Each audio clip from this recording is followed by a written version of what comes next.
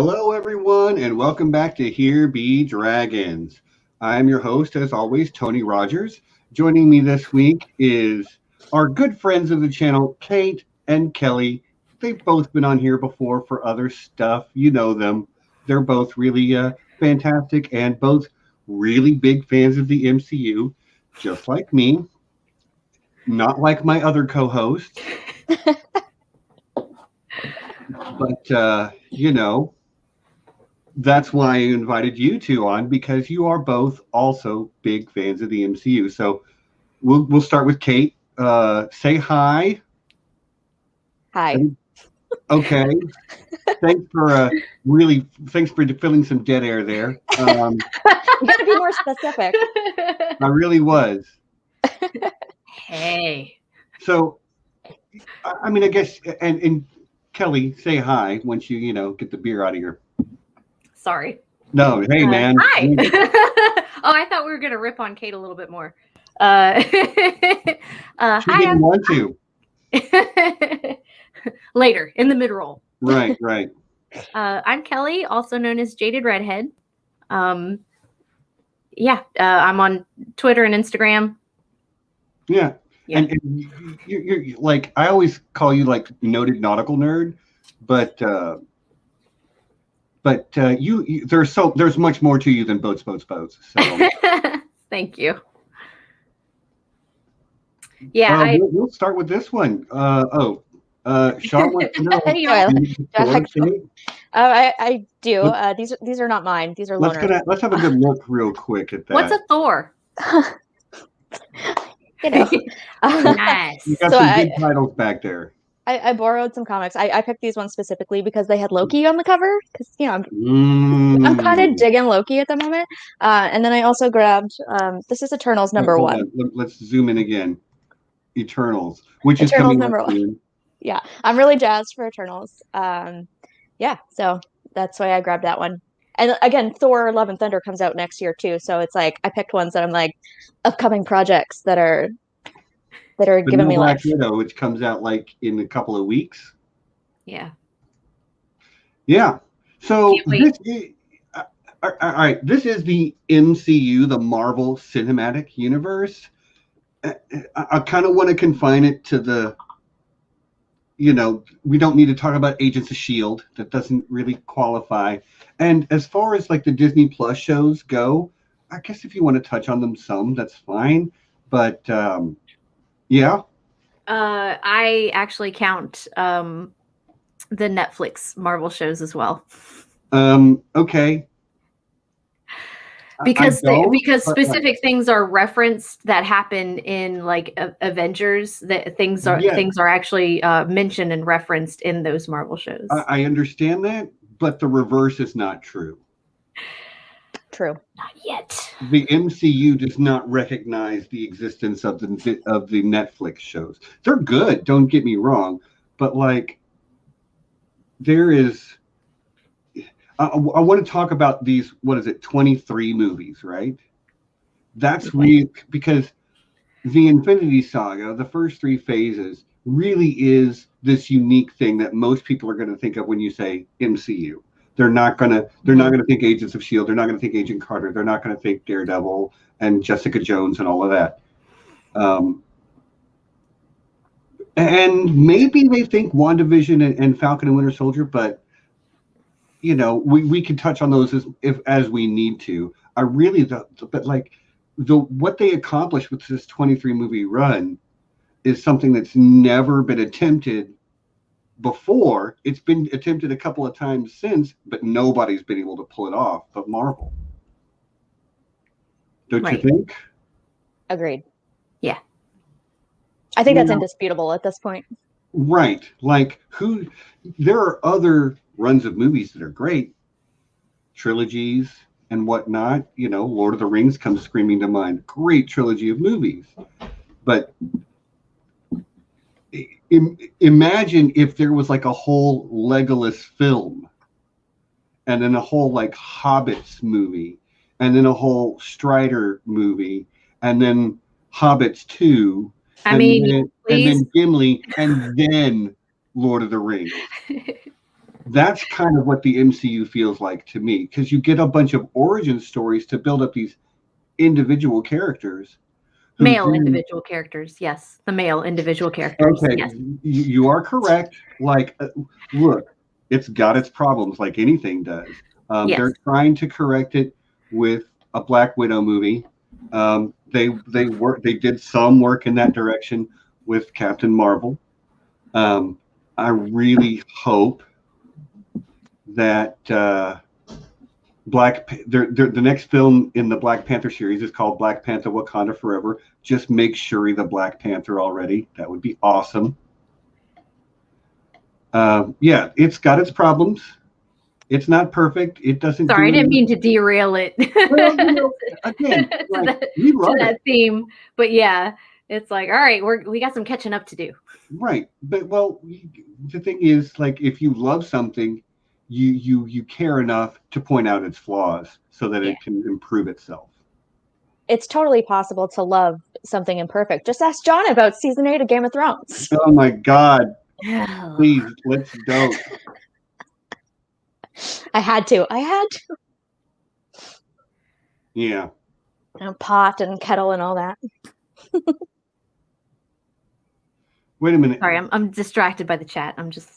Yeah, I'm actually. Is this AK? I'm assuming this is Alicia Kingston.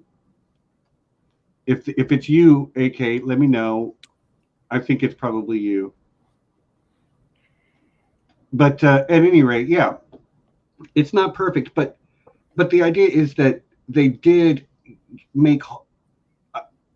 We'll start with Iron Man. Made a movie about an interesting character that was interesting in and of itself. Then they made the Hulk. I guess it's the Incredible Hulk, which is the one with Norton. Edward Norton. Okay. Good movie by itself. But the way they then spun that into an Avengers movie, that's when you knew this was going to be something really special. Do you remember watching the first Avengers the first time? Vaguely. It is one of the ones that I saw in theaters. I was very behind on watching all the Marvel movies until recently, but that is one of the ones that I definitely watched early on. So you hadn't seen the previous ones when you watched it? I think I had seen Iron Man before that, but nothing else. Okay. What was that like then, watching it, not really knowing, not really having all the individual stories? Do you remember it? I remember coming out feeling pleasantly surprised. I was like, I had no idea what was happening in that movie, but it was fun.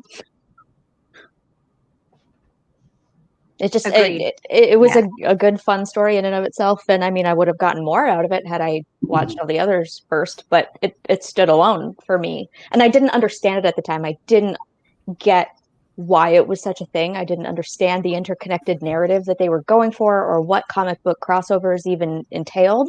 So it was just my friends dragged me along to this movie, and I watched it, and I thought it was fun. Right, but it didn't carry the same emotional weight, I would imagine. No, and I wasn't a comic books reader either, so I really had no frame of reference. It was just going to see a movie for me. Okay. I don't think I had any emotional investment either. I had yet to see the first Avenger for Captain America, and I had not yet seen Iron Man 2. So as far as an introduction to both Captain America and Black Widow, that was my introduction. Okay. I did not realize that Cap and Iron Man had not met face to face yet going into that movie. But of course, it was an absolute blast. I loved it. There's great one-liners from that movie. There's great moments. I'm happy with Avengers overall. I honestly, I don't have. You're not going to hear, other than the lack of female solo hero movies. That's the only complaint you're going to hear from me about regarding the MCU. This is going to be kind of a gush fest. I mean, there are people who find the movies not great for whatever reason, and hey, you're entitled to your opinion, but wrong opinions. Well, I'm not even going to say that because art, cinema is art and art is subjective. I'm just trolling at this point. Yeah, I know. I'm trying not to rile up my co-host too much. Okay. Everyone is All entitled right. to their opinion, but like at the same time, so many of us agree that we love it a lot. And there's something to be said for that. Why do so many of us love it? And that's the thing that's difficult for me to articulate. And okay, so we just talked about the first Avengers movie. Neither one of you had great emotional impact. For me, it blew my mind because I owned the previous ones on DVD and had watched them all several times by the time Avengers came out. So I was an early adopter, I love Iron Man 2. I know that's a controversial thing to say in a lot of circles, but I unabashedly love that movie. We quote it all the time when we play D&D. We adopted some owl and we just keep saying my bird. Like just I want my bird. I want my bird. What's funny is Iron Man 2 Where's is my one bird? it's one of my least favorites, but it's not because I have anything like super problematic that I can pinpoint. It's more just like I like everything else more. So Okay. when trying to rank these movies, it's more just like, okay, which one like slightly edges out the other just based on a subjective feeling. Like Sean, Right. Sean, you can go sit down. I mean, hey, he's not the only person I know that loves that movie. it's not as bad as you think. Yeah, It's really not. It just it doesn't quite measure up to the rest, but it's still good. Yeah. Mm-hmm. For me, the villain being flat is pretty much like the main problem with it. Everything else is not that bad at all. Yeah, like, and just talking about Iron Man 2 again, Sam Rockwell kills it in that movie. Yeah. I'm sorry, but like I love his character, Justin Hammer in that film. He's hilarious. Let's talk about our like favorite I guess villains. Favorite villains. Yeah. I mean, okay, Thanos, duh, but Killmonger was great. Mm-hmm. And who else would I say? I want to give you a top 3. What about you, Kate? I agree with both of those. And I would also like to add Adrian Toomes and Mysterio into the mix because they're the kind of villains that you could imagine really popping up in the world. They're not this crazy cosmic threat that threatens the entire universe. They're human beings who have been slighted and stepped on specifically by Tony Stark. Exactly. And so Spider-Man and his connection to Tony Stark, it makes these villains perfect. I recently revisited the Raimi trilogy, and I'm just watching Green Goblin and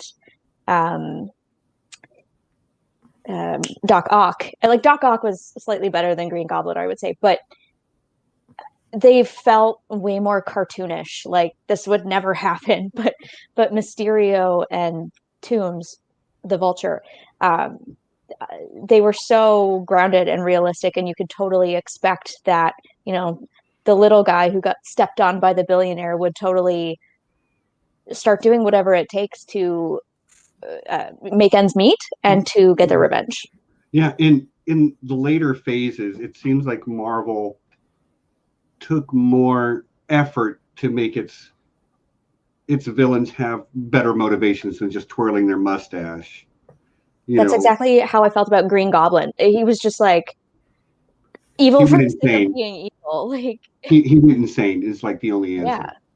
Yeah. And I totally prefer the sane but desperate villains. I'm sorry, it got referenced Zemo dance video, so just we have to.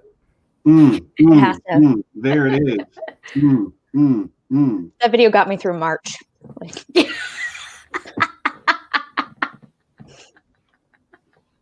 Whatever you got to do. And April, because we were in lockdown in April in Ontario. So I'm like, rewatching Falcon and the Winter Soldier is all I have right now.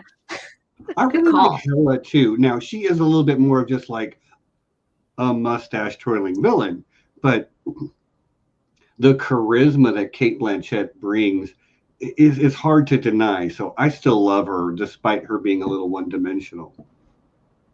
Because she's having so much fun being bad. Maybe that's what it is. Like, she is completely unrepentant. No, I am deriving joy from all of this. And because, you know, she was with Odin on their colonialist quest to take over the 9 realms, and they did some crappy stuff together, and then he punished her and locked her away for Lord knows how long, probably 2,000 years or more.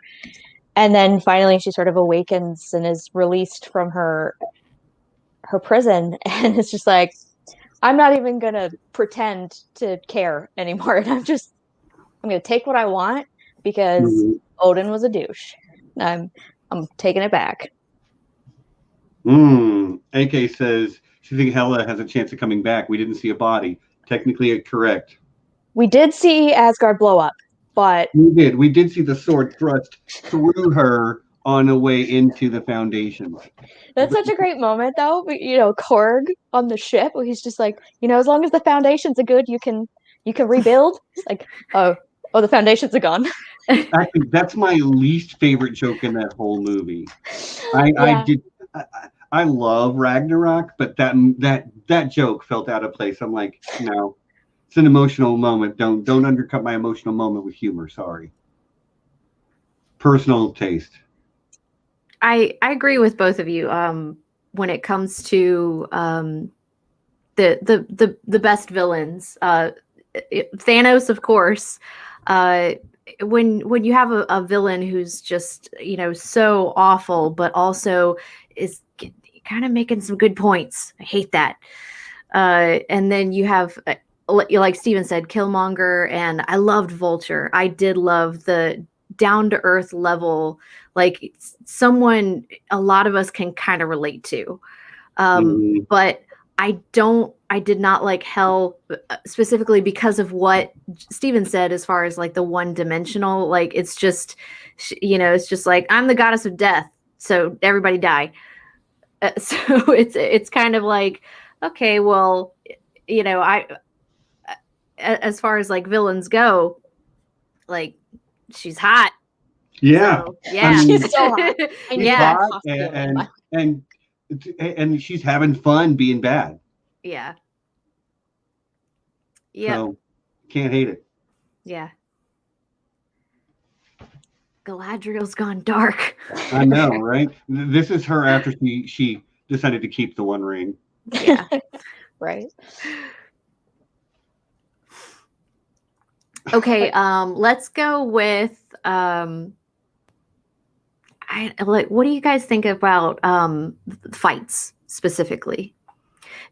Are you like, you know, love the CGI, or do you like some of the more like brutal hand-to-hand combat, like Black Panther? The second one. Okay. Like, give me Cap kicking somebody, kicking a thing. Like, Cap does not skip leg day. Let's be clear. Winter Soldier. Wow. Yeah, give me the elevator scene. That's right. Yes. That and the one like where they go from the overpass to the outside and he finally sees Bucky for the first time. That's some of the best action, I think. I do like fights that have emotion in it. At the end of Civil War, I loved that fight when there's a fight that's about the action, but then there's fights about the emotion. And the second fight that like not with M'Baku in Black Panther, but with T'Challa and Killmonger. Yeah, that like it's the brutality of it, and like, you know, great choreography, you know, same as all the fights in Winter Soldier really blew me away. I loved those. But yeah, I love things blowing up. I love CGI, but it really comes down to some of those fights. They're, you know, there's spectacle, but then when there's emotion in it, like you tend to remember those. Yeah, I agree. And I was thinking of the Civil War airport scene. That's another one of my favorites. It's super iconic.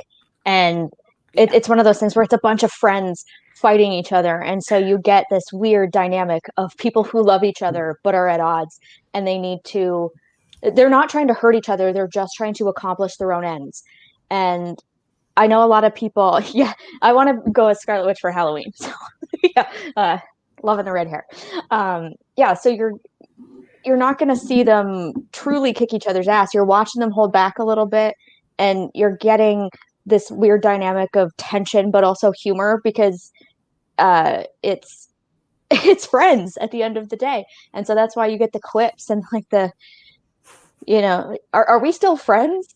Depends on how hard you right? And it's funny because I know a lot of people criticize that scene for that very reason, but I don't agree with that criticism, because I think that sort of humorous friends beating each other up thing makes what happens to War Machine that much more horrific, because it was supposed to be this light, fun spectacle that ends up with one of the Avengers paralyzed. And pun not intended, but it makes it hit harder. So I love that scene. And you're right, like a lot of people criticize it. It's like, oh, it's not as action packed as it should be. And I'm like, it's not the climax. This is like the midway fight. Like, just to add some. Keep telling the DM that you're trying to do non-lethal damage. Exactly. Right. You're right. The emotional fight at the end of that is the climax, and that's the important one. This is just the fun one. Yeah, what happened to Rhodey, it gives you kind of a real idea of what's at stake. They're just like, throwing blows left and right, and they're so good they're not getting hurt, but one little slip up and someone does get badly hurt, and then there's like the heaviness of it hits.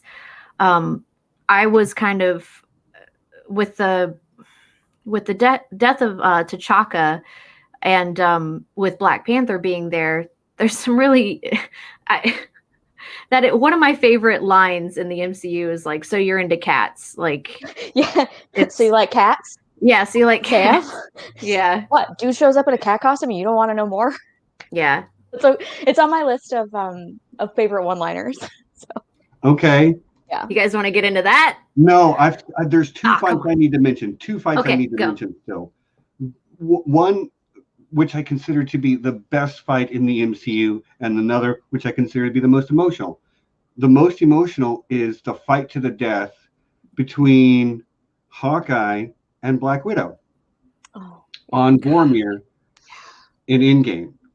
That is a heartbreaking fight to watch. And they're doing their kung fu, Krav Maga, special agent training type thing. And it's just watching them fight to be the one to throw themselves off a cliff. I have goosebumps right now thinking about it. It never fails to make me cry watching it. It's fantastic. But as much as I love that sort of frenetic, kinetic energy that's in those close combat fights, I still think the best fight in the whole of the MCU is Doctor Strange going solo against Thanos, where they're firing energy back and forth, and he does the Shiva thing and splits into 1,000 versions of himself who are all wrapping up Thanos, and the butterfly, and it's so good. It's like just a visual spectacle that you don't get. It wasn't just beams of energy being blasted back and forth. It was something wholly unique in all of the MCU, and I think that's the best fight in the whole series. I think the whole sequence on Titan really kind of adds to that too. Like, that is one of the best arcs, or vignettes, I guess, if you want to call it that, like, in any of the movies. Just that movie sort of split into 3, and that is so strong. Everything about the ingenuity of that fight, of Star-Lord coming together with Tony Stark and Spider-Man and Doctor Strange to have a clever battle that almost beats him. But can you imagine how many people that took to, like, when he says all that for a drop of blood? Just yeah. Yeah. But I'm reminded of an Iron Man 2 quote. From Ivan Vanko. If you can make God bleed, people will stop believing in him. Mm-hmm. That's in my notes. Okay. Oops, sorry. So it's your favorite movie. You get to say it. It's fine. It's not my favorite movie, but I do really love it. Yeah. One more fight that I just want to pay some quick lip service to. It's like not the best fight from a technical standpoint, but it's just one of my favorite like funny little moments. Is in Endgame when Cap is fighting himself. Oh, and yeah. In 2014, Cap says, "I could do this all day." Or no, 2012 Cap. I could do this all day. Yeah, I know. So good. Yeah. There's a lot of great fights. I saw somebody mention the elevator fight, which is another great one. Just, that packed elevator full of people. Mm-hmm. And just how impactful it felt. Like when Cap punches or kicks somebody, you feel it in your chest. Like there's a shockwave that comes off. And they've captured that really well with their sound design and the way they film sort of like the reaction of the body. He kicks a dude and he flies on a horizontal line 30 feet before going over the edge of the ship. It's awesome. Agreed. So, yes. Okay. So what do you think? Bring up one-liners? Is that where we're going now? One-liners? Good with it. Sure. Well, with the elevator scene, let's just go with, does anybody want to get out? Or, before we begin, does anybody want to get out? Right. I like this one. Puny God. Yeah. Burdened with glorious purpose on that note. I'm considering getting that one as a tattoo. Like, it's that good. In that case, I'm going to get Die Blanket of Death. That's a good one too. I'm gonna blow that purple nutsack right off your face. Why the long face? Let me guess, you turned into a baby. Oh, that's such a good one. I don't know if old me peed my pants or young me or baby me or me. Somebody peed my pants. Yeah. Dude, you're embarrassing me in front of the wizards. Yeah. We can go on all day like this. I could do this all day. So I would like to say that I shamelessly love Age of Ultron. That movie is way better than people give it credit for. Why do people just trash it so much? I don't understand. I love it from beginning to end. Yeah, it's great. Agreed. I think it's totally underrated. It's a lot more sophisticated and nuanced as the sophomore effort in the Avengers quadrilogy.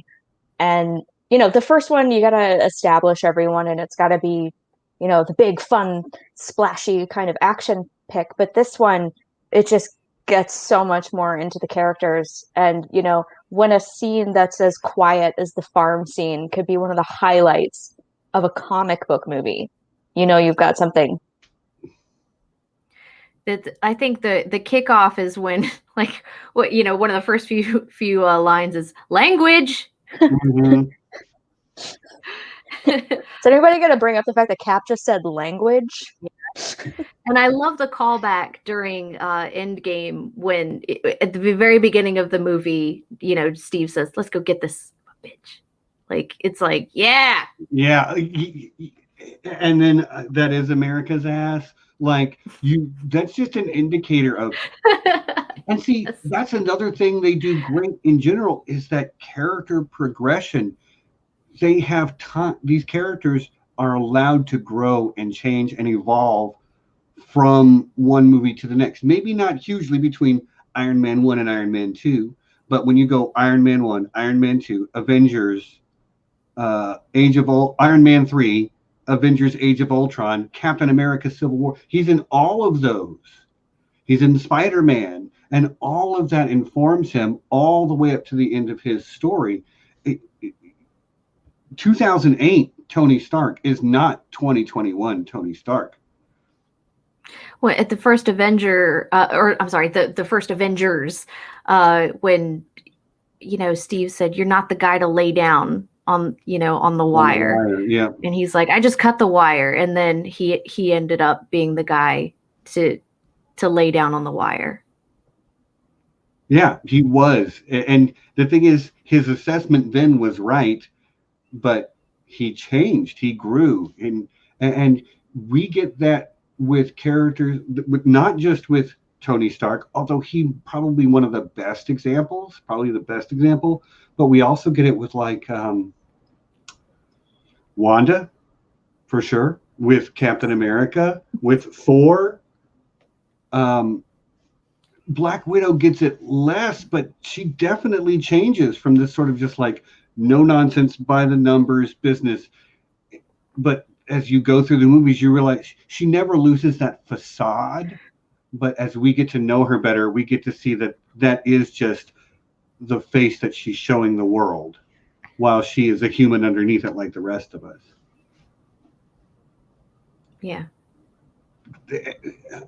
All this off of talking about quotes, you know?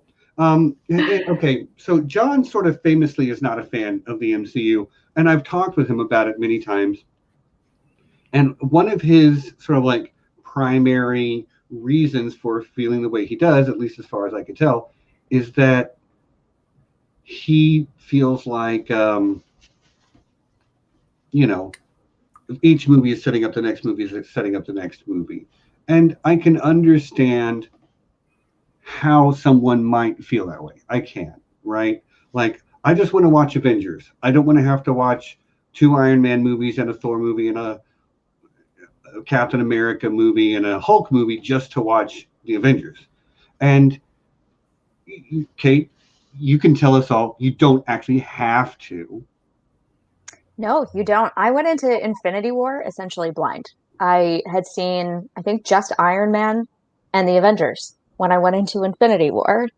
Whoa. Yeah, I didn't get half of the references or half of the right connections or important things that happened in it. But I came out of that movie with my jaw on the floor. Okay. I was invested after that because that, despite the fact that I didn't fully get quite everything that was happening until later. After Infinity War. Yeah, like after Infinity War. I came out of that theater being like... I want to address this question real quick. We are not talking about Loki. Next week. Right. But come back next week where we'll be talking about the first 3 episodes, just so you know. But right now we're not. Some people maybe haven't seen it yet. And I don't want to spoil anybody. I usually don't talk about a thing on my show within the first week, unless it's the subject that week, you know. Then you ought to know you needed to watch it. Anyway, I digress. Yes, Infinity War was a game changer. And I'm really, and as you say, from that point on is when you became fully invested. Mm-hmm. It still took me a while to actually sit down and watch all the movies, but the following year I went to see Captain Marvel and Endgame in theaters, and again with Endgame, there were so many things that I didn't quite put together or get at the time, but I still thought it was a fantastic movie, and it took me another like 2 years. It took me until 2 months ago to actually watch all of these movies, and I watched them all in chronological order, not production order. But you'd seen some of them? I'd seen some of them. I had also seen, a friend had me watch Captain America, the First Avenger, and Guardians of the Galaxy in the meanwhile. So I'd seen, like 5 or 6 of them out of 23. And then I sat and I watched them all back to back between the end of WandaVision and the end of The Falcon and the Winter Soldier.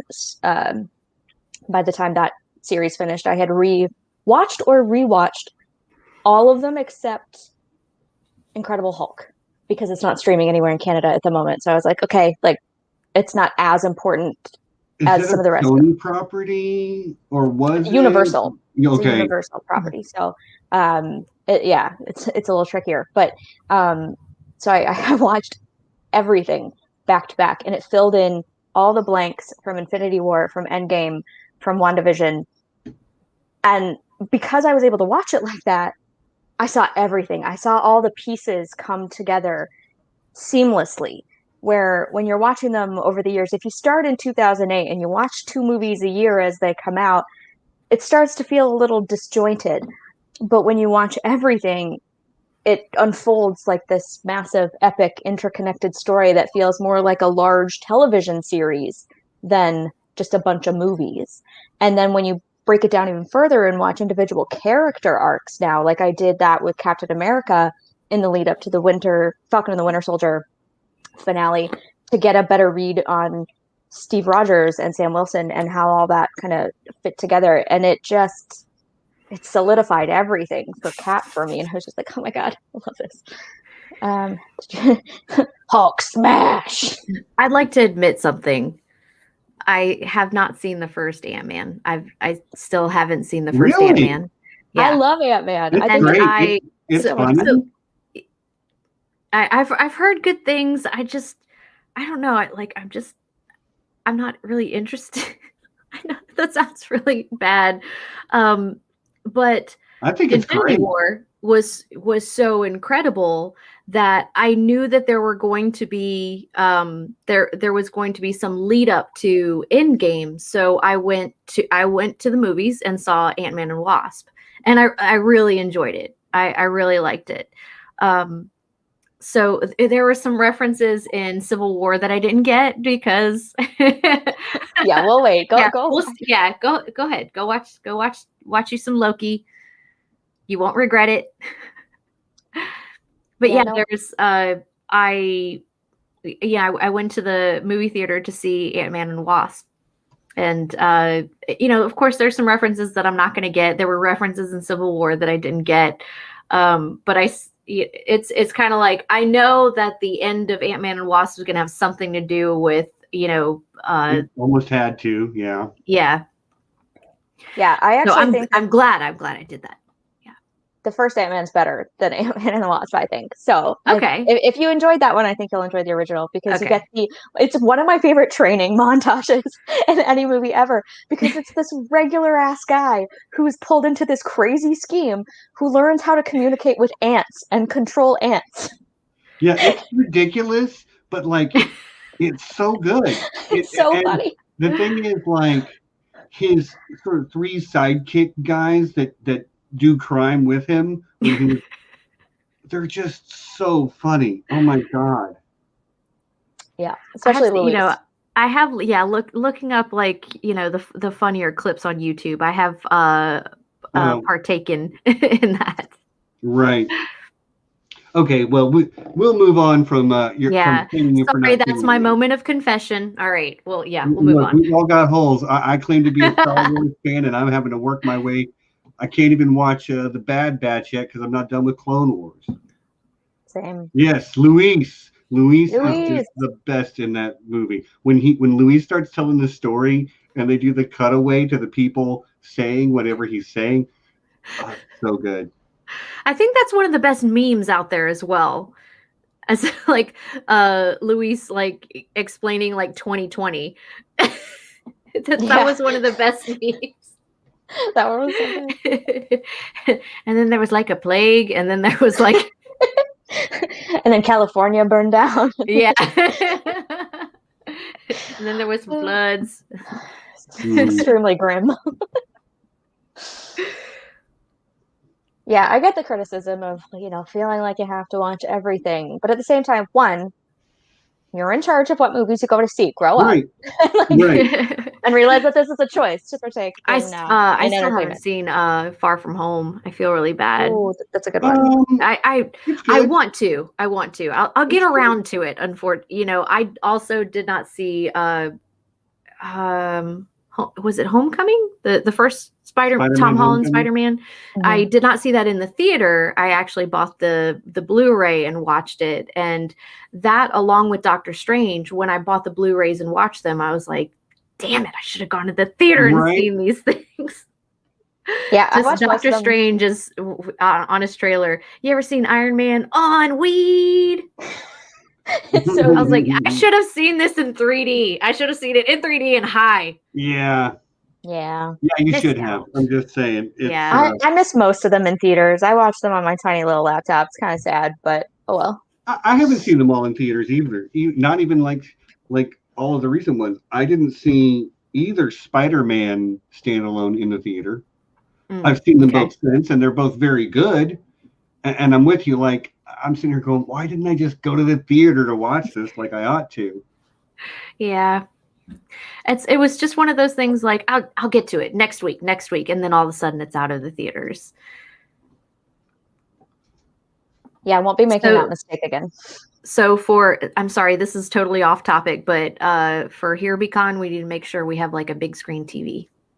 I'm sure there will be. We're going to get a nice place.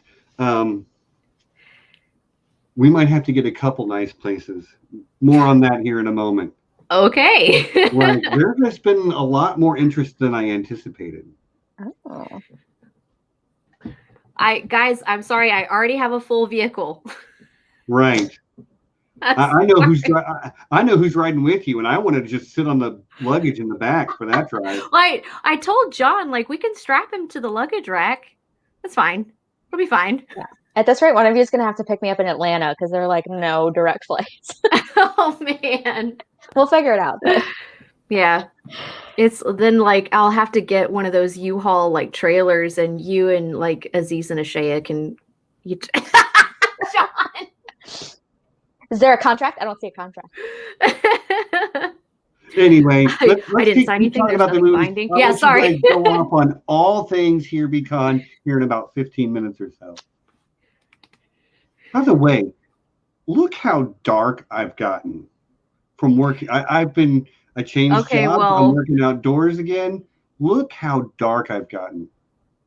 It's crazy. Okay, well, go I hope you're away. putting on sunscreen because. Oh no, not at all.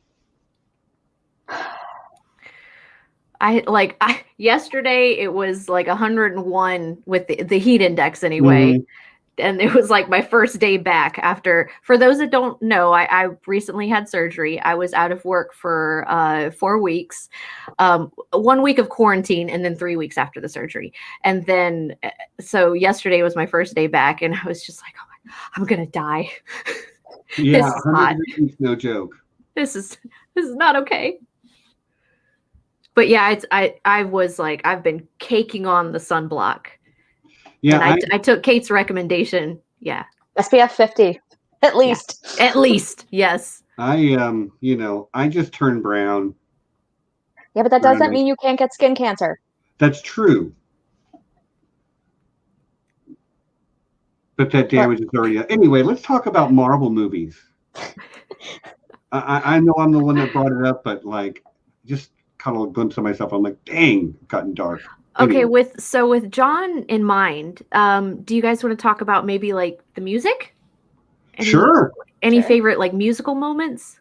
I mean, the Avengers theme itself is really good, but I actually find that the music in this series might be one of its weaker aspects.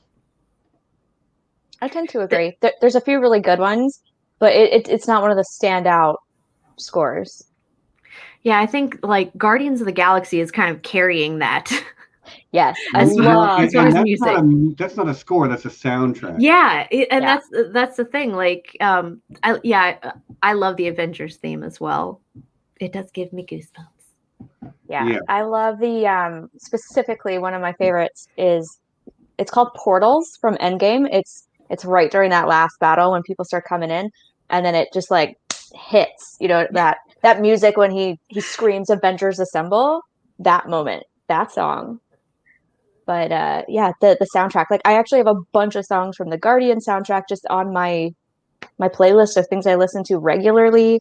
And same with Left Hand Free by Alt J. The moment when Tony goes to meet Peter in Queens in Civil War, it's the song that's playing when they flash that title card.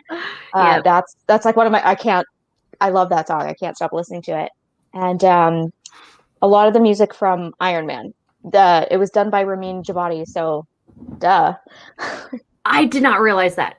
Okay. I know. Wow. I saw it come up in the credits. But why? Like, you know what? I shouldn't even be surprised. Be surprised. It's really good. And the Thor music's pretty good too. And there's more than I thought. The Loki music is really good. And I also love the Falcon and the Winter Soldier music, specifically that big band version of Star Spangled Man. I'm going to be listening to that song when I land in Texas. Like, it's going to be on a loop as I'm deplaning. Yeah. Okay. The stars at night are big and bright. You should try it. Try it. Do you have any idea what I'm talking about? No, I that sounds familiar. Okay. Can't tell if it's for a good reason or a bad reason. It's for a reason. Where were we? We were talking about Marvel stuff. So let me ask you guys, do you have a favorite original 6 and a favorite not original 6 Avenger? Captain America for original 6. Couple people know Deep in the Heart of Texas. Okay, now, yeah, that I do know that song, but now it makes sense. All right. Yeah. Happy Father's Day, Dad. I am a dad. I know. You're very dad right now. We were talking about scores, Matthew, but like, unfortunately, none of the musical taste as well. It's got Black the Sabbath AC and Black Sabbath in there. Mm-hmm. I love that he wears the Black Sabbath T-shirt in Avengers.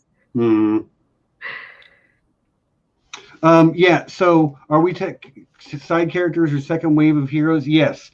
Like the original 6, we know who they are. They were the stars of the original Avengers film, and then like after that, anybody after that, I always my name is Steve Stark, which is why I'm Tony Rogers. I'm a combination of Steve Rogers and Tony Stark. And honestly, like, if you could be that person, you'd be awesome. Sure. It's hard for me to pick a favorite from between those two because I love them both so much for different reasons, you know?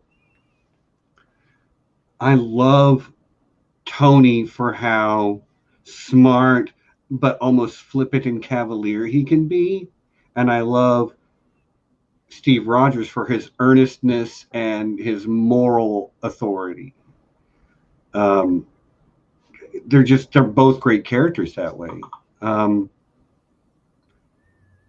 Yeah, so it's hard for me to pick. I don't want to separate Black Widow and Hawkeye. I actually really love them together.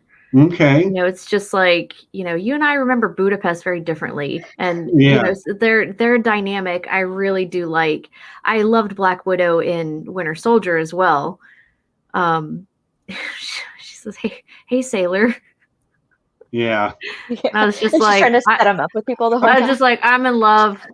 Look, let's be honest. They're all great. Favorite isn't best. It's it's a personal thing. And I'm just curious, Yeah. So on a personal thing for you, it's like Hawk Widow. Yeah. There's certain times that I can kind of relate to almost all of the characters. Like there are relatable moments. Hawk Widow or is Black Eye better? Black Hawk. Black Hawk's good. I like Black Eye. Black Eye's pretty fun. Because they will both punch you in the face. Yes. Anyway. I think my favorite. I want you guys to pick like who would you be like BFFs with? Oh, BFFs. Well, I haven't even. But we can go back to like favorite original. And not original 6. I'll just say Wanda. Love Wanda. Oh, I do love Wanda. Love that character. And Spider-Man. I love Tom Holland's Spider-Man. They're all great, but I love Wanda. Oh, and Vision. It's not Vision. Vision is also great. As for BFFs, I have a feeling I would get along with Thor really well. I think it's just because of the way like Mark Ruffalo plays him, but Bruce Banner, I just relate to his awkwardness so much. Clintasha, I love that. It's a good one. Yeah, there's so many moments in the MCU that I love with Bruce specifically, and it's just like, oh man, that's me. That's so me. Who would I want to be best BFFs with though? Like there are reasons I don't want to hang out with all of them on some level, you know? Mm-hmm. God, that's a really good question. Korg, you could just like play Call of Duty. Korg is a good play choice, Fortnite the whole time. man. I love him. Korg is a really good choice. Yeah. Because I need somebody who's laid back, and they're also serious when it comes, which is why I think I would I would want to say Tony Stark because of how laid back he is. But then at some point, I'm going to just be like, dude, you are so full of yourself. You need to come down off that pedestal you put yourself on. Yeah. So I don't know who I'd want to be BFFs with. Korg's a good pick. I'm made of rocks, as you can see, but don't let that intimidate you. You don't need to be Right. afraid unless you made a scissors. Yeah. Rock, paper, scissors, for you. I love Korg. I want to get a Funko Starting a Korg. revolution. I tried to start a revolution, didn't make enough pamphlets. No one showed up. Oh, Meek's dead. Yeah, no, I feel like I would get along with Thor because he's just, especially circa Ragnarok and later, because he really sort of loosens up a little bit, but like he knows how to have a good time. He's pretty fun. Yeah, I didn't. As far as like Thor, before that, I found him very hard to relate to. Other than like, I like this drink, another smash. Like that's one of the. Because like I can identify better with that. Yep. Yeah. He's a little too Shakespearean in the Kenneth Branagh take on him. Yeah. But by the time he gets handed over to Taika Waititi, I'm just like, and that's when they were at the beginning of Ragnarok, when they were in Asgard and they were watching that play, that kind of dynamic, it felt like that was like they were kind of taking the piss a little bit, but the like the singing choir and everything, like it was, very angelic. And I was like, this is great. And they're doing it again in Love and Thunder with Melissa McCarthy as Hela. I love Melissa McCarthy. It's gonna be so good. I can't wait to see her in that headdress. Right, John? Yeah, just totally new for him. I figured it out. I figured out who's going to be my BFF. Scott Lang. Oh, yes. Yeah, good call. Yeah. Good call. That dude just wants to hang out and have fun most of the time. Mm-hmm. I don't love his criminal past, but I don't either. But like, he's not a bad guy. No, he's a Robin Hood character. I mean, I guess so. It's like I'm 1,500 years old and I've killed twice as many people, so I'm like, oh well, maybe I got to give Thor a pass now too.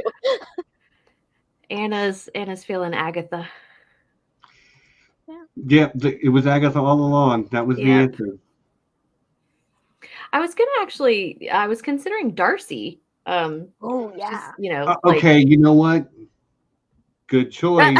Fun, smart, sexy. Like she's got it all. Yep.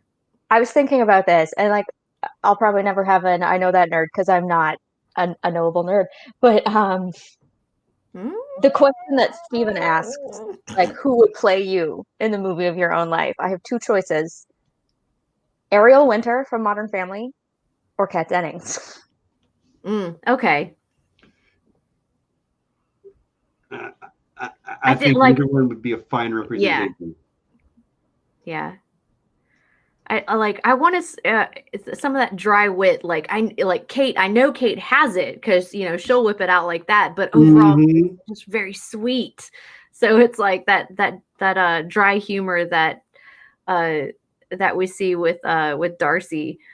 It's like if Kate says something mean, it is kind of like whoa. It's sarcastic. But with Darcy, you kind of expect it. Yeah. Yeah, totally. I feel like I was going to say something else. Oh, and Darcy is a political science major before she kind of accidentally starts working with Jane Foster. So, like, we could have things to talk about. I'd get along with Darcy. Oh God, Danny, I just made a Gethzeri character, and I kind of modeled him off of Ebony Maw. It's Which a one is Gith. Ebony Maw? It's Is that not the Gith little- Yankee. It's Is Oh, he yeah, the sorry, one with the sorry. telekinetic powers? Ebony Yeah. Maw? Yeah, the one from the beginning of Infinity War. Yeah. You are being freed by Thanos. Yeah. Yeah. I'm That sorry, guy. Earth is closed. I want a T-shirt that says that. 'cause it's just- Squidward. Yeah. Squidward is. Yeah, I got you. That's right. it means get lost, Squidward. Yeah. Yeah, I was seriously looking on Etsy for shirts that said Earth is closed today while in lockdown. So Yeah, those memes definitely came in handy. mhm. Sadly. Yeah. Yeah. We were in anticipation of this stream. I was like asking some of my coworkers, like, what are some great lines from the MCU? And we were kind of going back and forth, and we kept saying this back and forth over and over. Manus, look out! It from the second Yeah. Guardians of the Galaxy. Right after was- she gets smashed by the meteor. I could not. Okay, in the theater, I was the embarrassing friend that no one wants anything to do with because I could not stop laughing after that part. I tried to shrink into my seat as much as possible because I just could not stop laughing at the level of silliness and how ridiculous that moment is. But it's such a great Drax is hilarious in that movie. Yeah. Drax is hilarious in everything. True. Mhm. I like when he The, has to be invisible. when Yes. How long have you When- been sitting there? An hour. yeah. I move so slowly it's imperceptible to the human eye. yeah. And no one can get over, why is Gamora? I'll do you one better. Yeah. That dynamic between the Guardians and Tony and Spider-Man You and Strange. I do feel bad about this, but when I watch Infinity War just kind of on my own, after that scene when Iron Man, Spider-Man, and Doctor Strange meet the Guardians of the Galaxy, like, I'm good. I turn it off. Like, it's like, that's all. Okay, I'm good. I don't need to see the sad stuff now. And Oh my God. it'll kill you only if I die. Yes, that's what killing you means. I love this, Guilty. My favorite description of Drax is good Victorian. Mm-hmm. That's A very. wholesome Victorian, yeah. Aw. That's funny. Yeah. Well, y'all, we've been going for about an hour, so what do you say we do a mid-roll real quick? Sure. This is when I tell you, go watch my co-host channels. John's got John Webster Film. He just did his first live stream in a while last night, talking about a show I haven't watched yet, so I wasn't there, unfortunately. But go watch. If you are a Star Wars fan and you're watching The Bad Batch, go watch that stream on John's channel from last night. Nessie's been on a little bit of a hiatus herself. They'll both be back to making stuff on the regular very soon, I'm sure. They will also both be back next week to talk with me about the first 3 episodes of Loki, which, just a preview, the first 2 episodes have been fantastic. Like, I loved WandaVision. I really liked Falcon and Winter Soldier. Loki is the best show the Marvel has on Disney Plus so far. My opinion. It's the best of the 3 so far. Want to make sure I shout out the patrons. Our Patreon High Council consists of Ridiculous Ed Tollett, our Alpha Patron, who is probably just about to walk out the door and go home. Drive safe, buddy. Lord John Bronsteen the Wise, and Sixto Sounds, a.k.a. JP the Axe Grinder. And they are backed up by the lords and ladies of the realm, including Lady Leaf Underhill, Ryan Stavka, the Russian Quartermaster, and Reflective Rambling. Thank you, patrons. We love you very much. Thanks for making life a little bit easier on us to cover all the stuff. If you want to be a patron, get your own shout out. Links down in the description. next week we're talking about Loki. The week after that, I don't know what we're doing, but we'll figure it out. But Loki next week, same time, same bat channel. Kelly, Kate, I know you each occasionally do things. Either of you have something coming up that you know of? Kelly, do I need to get John on here so he can tell you live when you're going to be on his channel? Actually, I would like to just kind of jump on what you said about John's live stream last night. John, there's also been a video. It's either has just dropped. No, it did drop. Oh yes, with John on Voice of Geekdom with Dan. Yes, I haven't had a chance to watch that yet because I was playing D&D today. But yes, priorities. Yeah, I mean, so check out Voice of Geekdom. So John was just a guest, and then just before John, I was a guest. So really check out Voice of Geekdom, please. Yeah, it's a Tolkien. I don't even know what it is. Like I say, I haven't watched it yet. Oh, it's the reaction to the anime series that's coming out. Yeah. I'm going to watch that tonight after I do the thing. Otherwise, I don't have anything on the horizon. Right. Not yet. Dan from Voice of Geekdom, good friend of the channel. Go check it out. If one of the mods can throw the link in the chat to that would be great. I see, John, you got your link to your live stream from last night up there. That's great. I do have a video gaming channel. It is called Here Be Games. You can find a link to Here Be Games in the description below. I stream on Thursday nights. I will probably start streaming more than that, but yeah. Right now, I'm just doing once a week on Thursday nights. We are starting a new game on Thursday, a game called Cities Skylines, where I will be building a city, and I will be naming neighborhoods and streets and whatnot after people who are there to watch live, as well as things that I love. Like the main drag through town is probably going to be like Skywalker Road or something like that, you know? But yeah, show up, let's play, tell me how I ought to develop the city, and maybe get a street named after you. It'll be fun. I'm not any good at it. I literally bought it today on a recommendation, and I did spend maybe an hour trying to figure it out. So yeah, come watch me play City Skylines on Thursday. It'll be really fun, and that will be in the Here Be Games channel, link in the description. I think that's everything I'm supposed to do. Said something about Here Be Con? Oh, Here Be Con. Here Be Con. So here are the dates. Here Be Con will be, I think I'm going to have we're going to try to schedule it for, pulling up my calendar, October 16th through the 23rd. That is a Saturday to a Saturday. Okay? Encompassing the work week of the 18th through the 22nd.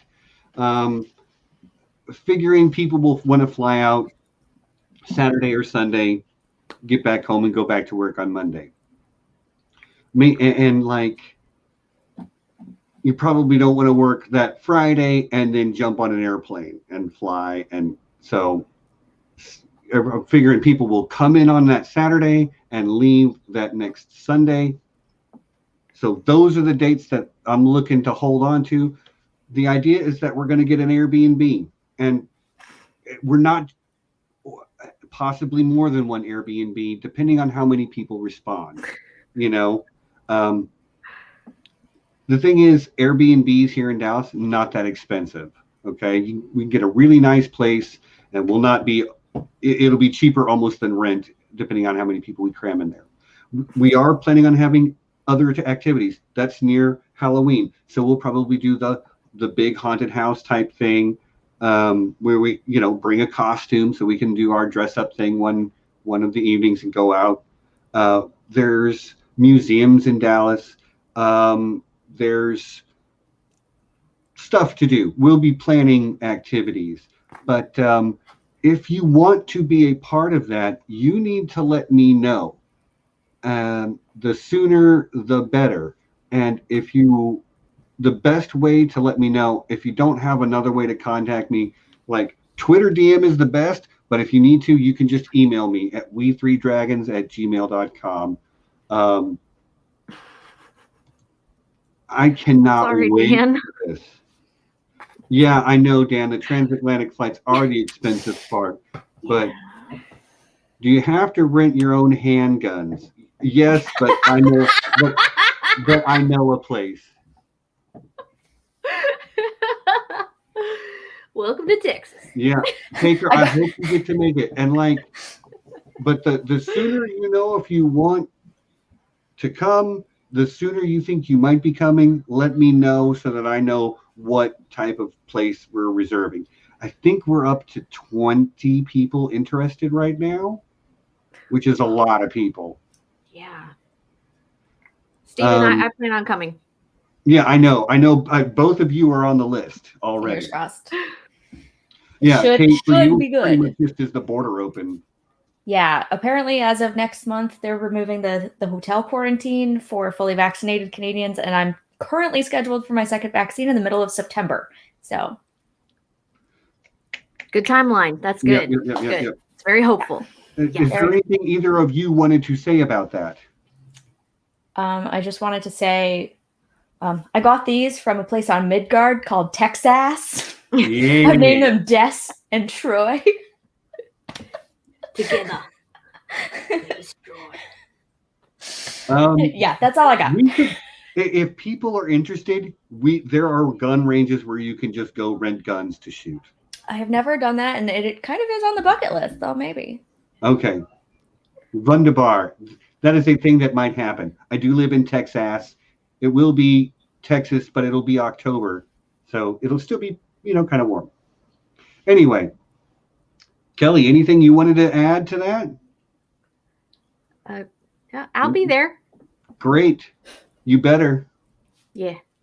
You're driving. I'm gonna have some hangers on with me. Yeah, I know. You're bringing like 3 other people with you. Okay. Yeah. All right. Great. That's it then. Let's get back to talking Marvel. Now, I'm going to let you guys are both capable of handling this. So I'm going to put Kelly in the driver's seat for a moment. I'm just going to go refill my coffee cup. I'll be back in like literally 2 minutes. But let's talk about Marvel. Say things that you would never say when I was actually here. I'll be back in 2 minutes. Oh no. Oh no. Sorry. Can't do that. Got to fix that. Okay. There we go. Wow, Steven, you look an awful lot like John. All right. So now that Tony Rogers isn't here. God, Tony Stark sucks. Yeah. Kate, and I'm pretty sure we're going to ask Steven this. Do you have any specific scenes or scenes with characters like in future MCU films? Like things I want to see, or like maybe other characters that haven't really had a lot of scenes together. Do you want to see them together in maybe future films? Like if you think, I'm really excited for the Guardians and Thor to cross over more. Yes, I think that's the perfect mashup. So, and I love all those actors. I think that's going to be a lot of fun. Trying to think if there's anybody else.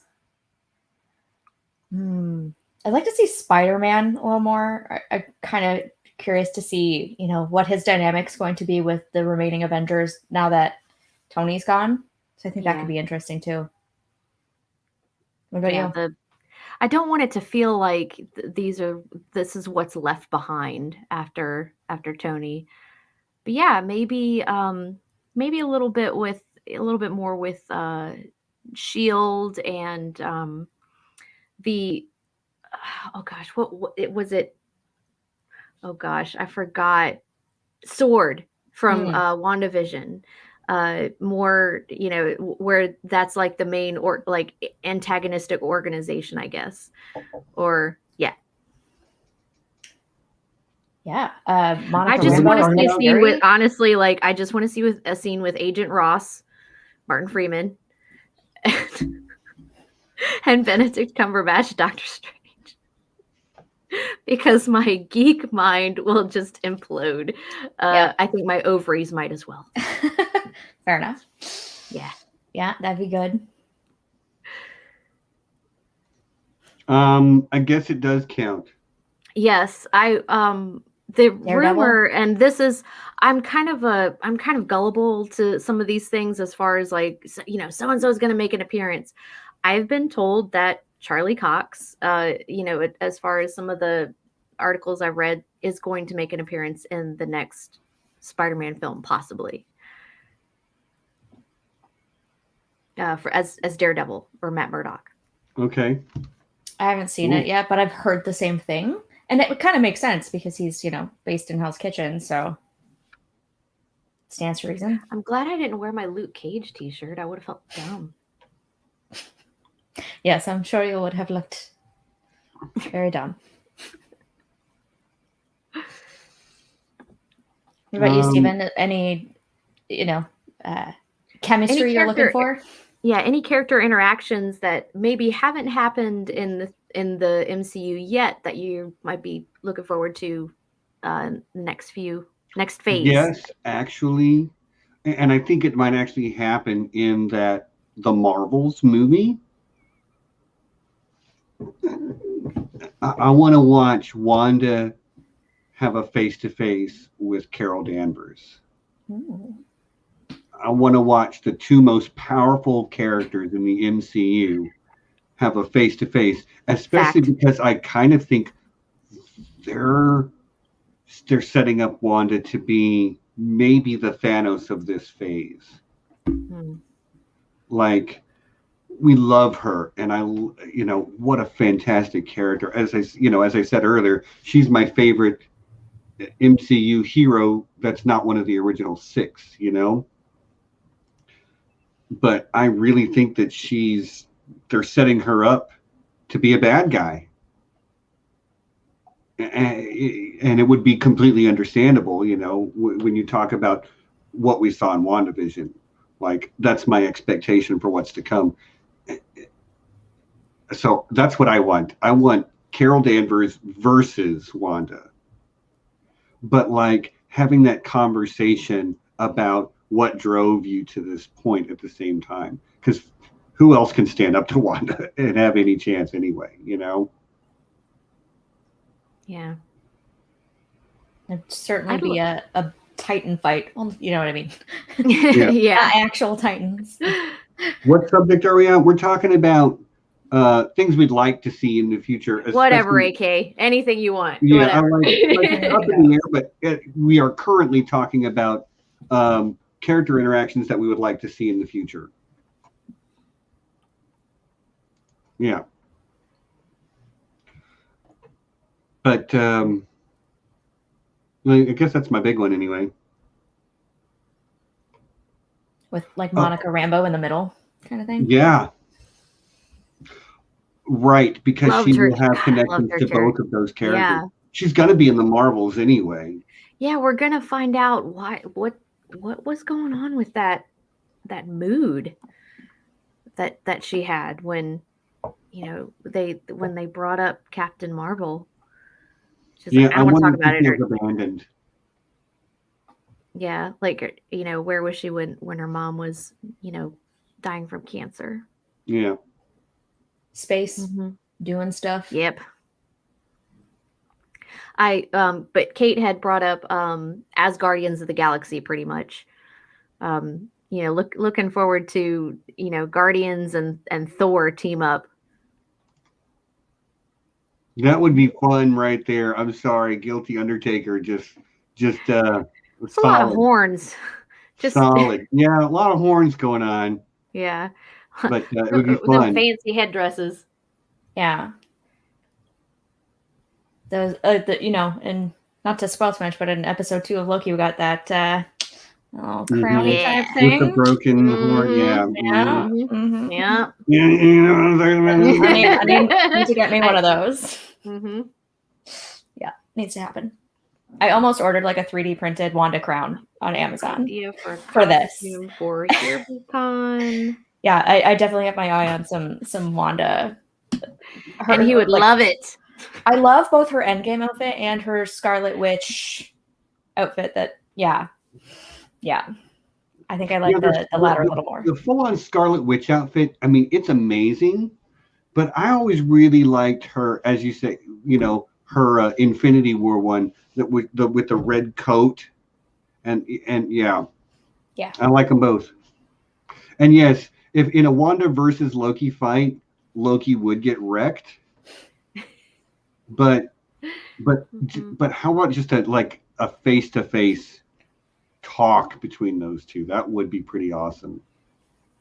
That would be unadulterated fun, those two together. Yeah. I hope, in the long or longer run, there's set up for Young Avengers. If we're gonna, introduce Wanda's two sons into it, and we've already had Patriot introduced, or Isaiah, Eli Bradley. Yeah, Isaiah's grandson. Yeah. I would love to see that. I'm trying to stay away from X-Men right now. Okay, so it's just like, I do love me some Young Avengers. And then we've got Kate Bishop coming in. We've got Ironheart, Kamala Khan. I don't know if she'll be part of it, but she's pretty young. Fun fact: the actress who's going to play Kamala Khan is from like 45 minutes from where I live. So yeah, all right. I've heard grumblings that they may have to find a new actress.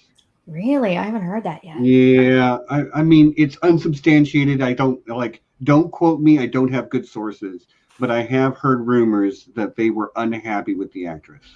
I need to hop on Twitter and see what the word is. And let's be honest, I want them to find the best person, and I want them to find someone who can do really well in that role, because it's going to be that show's going to have, the character is going to face an uphill battle no matter what. Mm-hmm. She's a young Muslim girl. She's going to have a lot of people hating her just because of her identity, the identity politics. So I hope they can find a young Muslim actress who is very well suited to the part. That's all I'm going to say. She doesn't have to be Muslim, but she should be, because the Khans are they Pakistani? I don't know. Right. And I think Aman Vellani is Pakistani Canadian. Okay. If memory serves. Yeah. So I hope they nail it, because I actually love the Kamala Khan character. I really do. That's one I've been looking forward to for a long time. Give me Kamala Khan and Squirrel Girl, and I'll be happy. Give me Squirrel Girl. I need it. Yeah. And the great thing about a Squirrel Girl show is it could just be like, it could be a college life show, but between shows she just comes back and dusts herself off and says, well, I'm glad we took care of that supervillain who was wrecking everything. Time to study for our next test. I love that character. I'd be so here for that. This is a good question. I think nobody knows the full answer to that yet, because they haven't said. But what they have said is that T'Challa will, they're not going to try to recast it. They're not going to CG him. That character is probably out. Yeah. It's really unfortunate, because Chadwick Boseman was a great actor, and Black Panther's a great character, or T'Challa specifically, because the Black Panther has been multiple different people. But maybe we get our Shuri Black Panther now, which would be awesome. Yeah, I've heard conflicting things about whether or not, because I've mostly heard that they don't want to recast him, but then Grace Randolph was saying something about them actually doing it, so I don't know. I personally hope I don't trust her. I don't trust Grace Randolph. She's fine to watch for entertainment purposes, but I don't get my scoops from her. Yeah, I actually heard about it on like somebody else's channel talking about what she was saying about it. So Okay. yeah. So yeah, the answer is we have no idea, or how it will happen if it does. So See, that's exactly the point. Like the Black Panther comes from the heart-shaped herb and all that. So it is a power that can be passed on. It is a mantle, and there's, Yep. you know, Laura X-23 is officially the Wolverine now.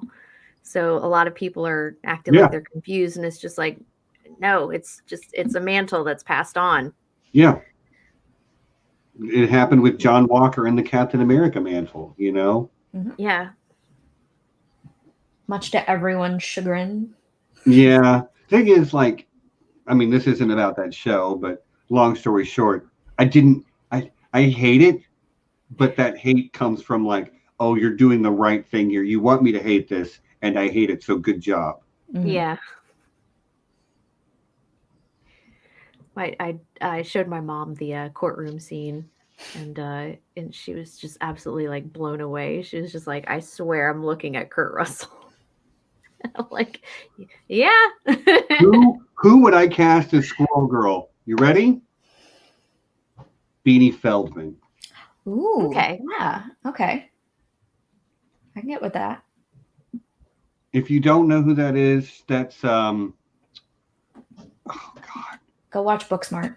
Yeah, go watch Booksmart. She is the valedictorian in Booksmart, and her older brother is what's his name? Why am I blanking on this? I'm just for the same reason I am. Jonah Hill. Jonah Hill. Okay. Yeah, Jonah Hill's little sister. She is hilarious. Great actress. Yeah, that's who I would. So that's my fan casting for Squirrel Girl is Beanie Feldman. I concur.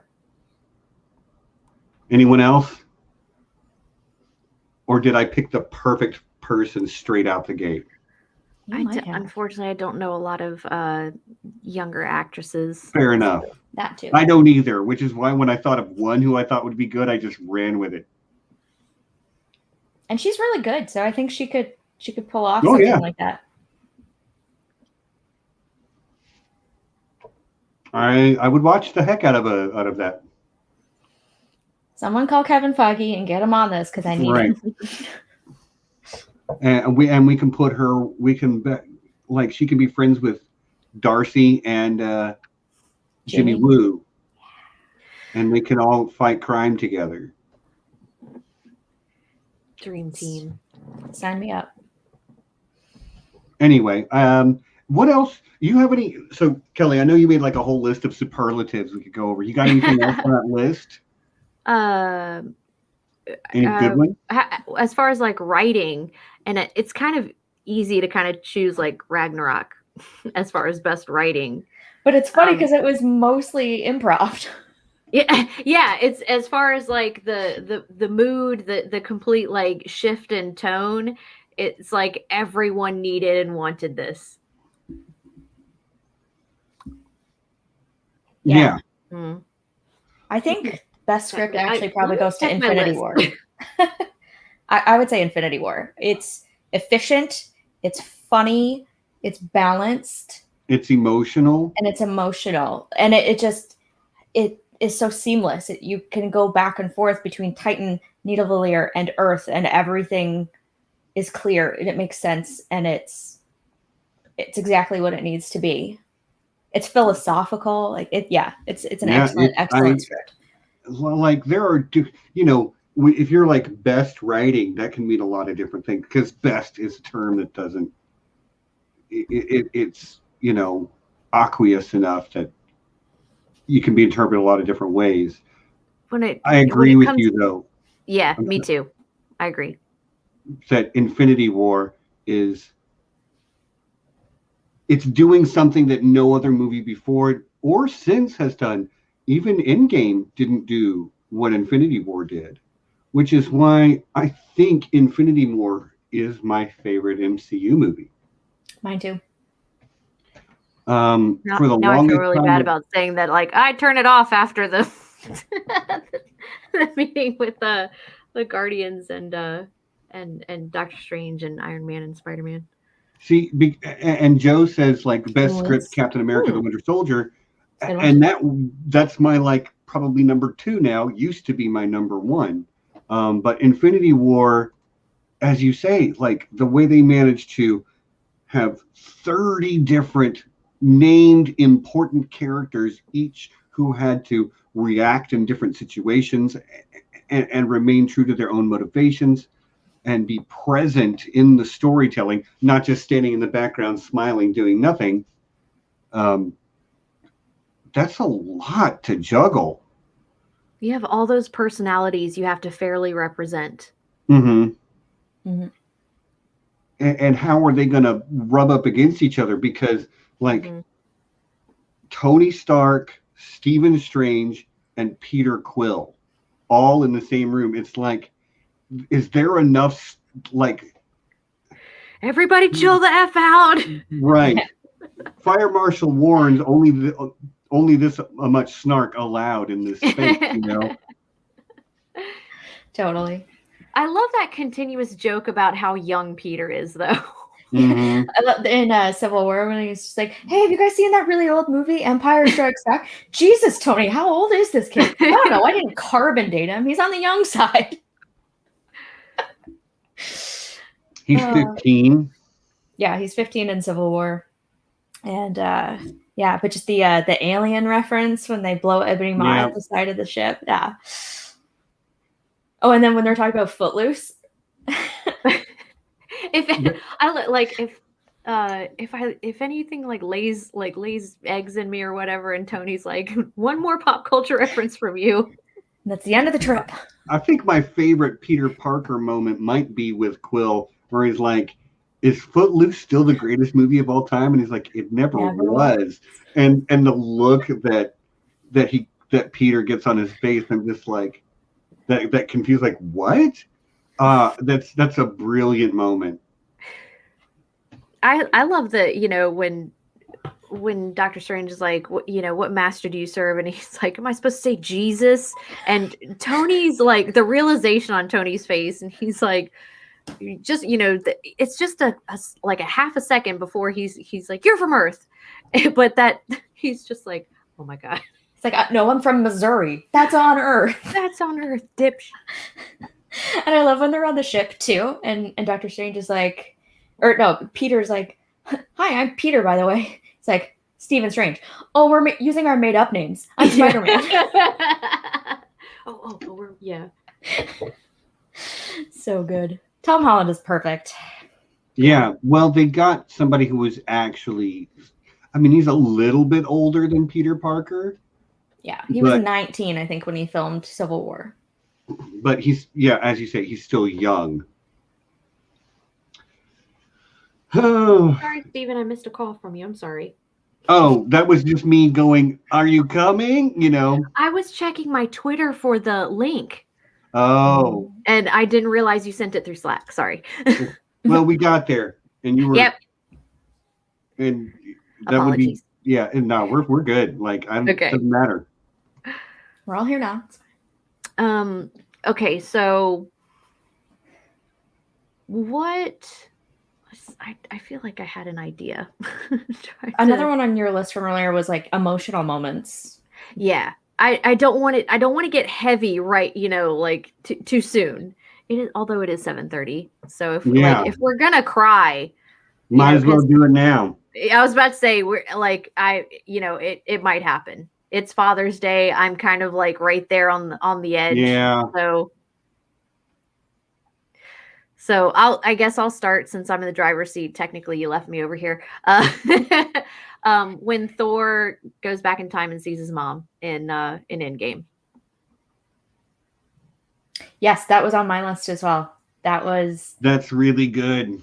You expect something totally different, but God, I know a lot of people criticize Thor in Endgame. People are like, oh, it emasculates him and it tears him down and it ruins the character. And I'm like, I didn't see any of those reviews.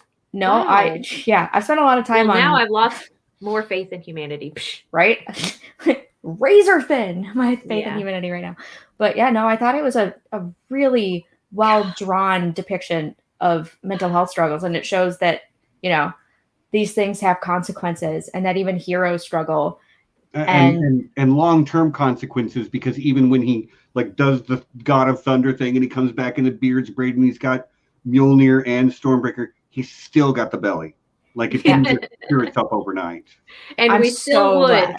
So glad they didn't have him revert back to his form, because then what does that say about, you know, skinny and cut being happy and good and being overweight being bad and morally reprehensible? I think, you know, there were a few jokes leveled at him, but at the same time, like, Rocket is explicitly supposed to be the representation of how people treat people with mental health.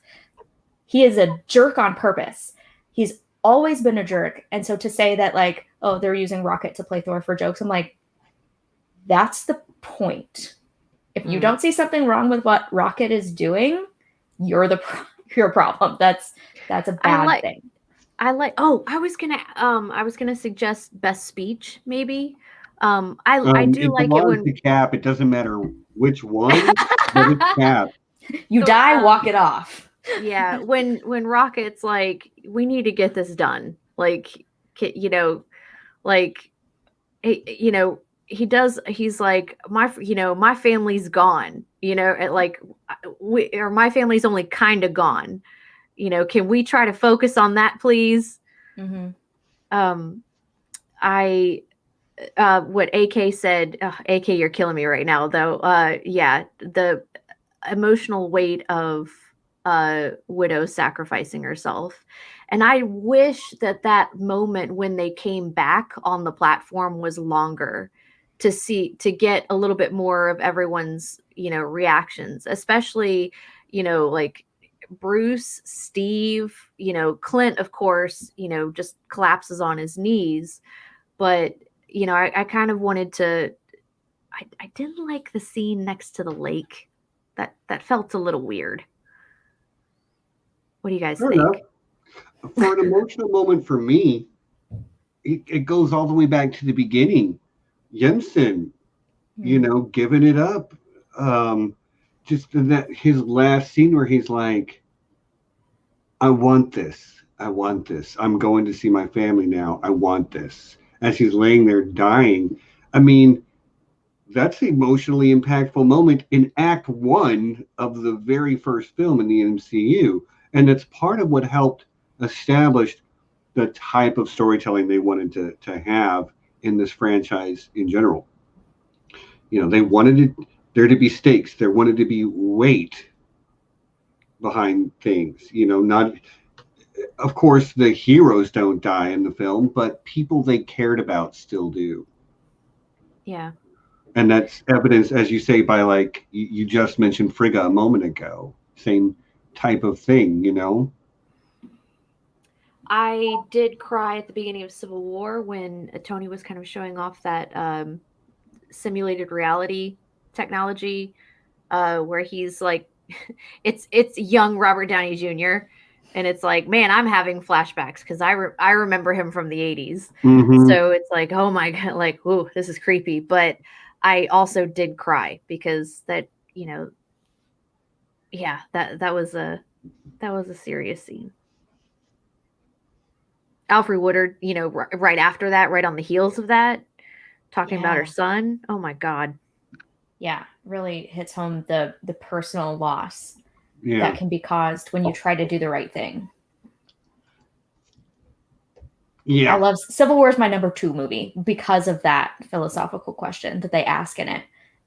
You know, what's the cost? Like we see Avengers and we see, you know, New York getting just tore the F up, and it's just like big CGI alien fight.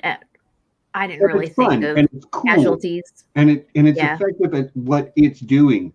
Like, but I agree. Like Civil War, I don't know if it's number 2 for me. It's up there though, but it's for all the reasons you're saying. It's a Captain America movie, but it's really like Avengers 2.5 because there's a dozen other heroes in it. I I had to keep reminding myself that it wasn't an Avengers movie as Mhm. well. Yeah, it's the introduction of Black Panther and Spider-Man. A lot of Bucky, but like Steve's story is kind of the central line through that film, which is why it's a Captain America movie. But you're right, it does a lot, like, to not only make us root for some of our favorites, so we're rooting against some of our other favorites, but also to be like, there's not a clear answer here. Yeah, There's like a more clear he has answer. a point. They have a point. Zemo has a point. Dang it. Yeah. Yeah, I Oh, could do a and- whole 2 hours on Civil War. Yeah, and like Steven, you know, like the whole Peggy thing. Oh my God. Yeah, it in Winter Soldier when he goes to see her in the hospital, and then when she's gone in Civil War, it's just like, why are you doing this? My heart can't take it. Yeah, one of my emotional moments is when Cap downs the plane and is talking to Peggy the whole time. Oh, yeah, Sean, I completely agree. Mhm. I can relate to that anger that T'Challa shows T'Chaka as well. Yeah. You know, when it comes to like, you know, regrets. Yeah, that's another great emotional moment.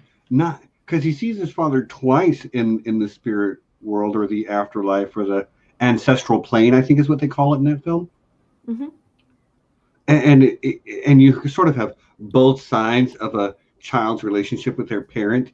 You have the I love you, I miss you, but you also have that angry, you messed up, and these are the mistakes that you made, and the sins of my father are now being visited upon me.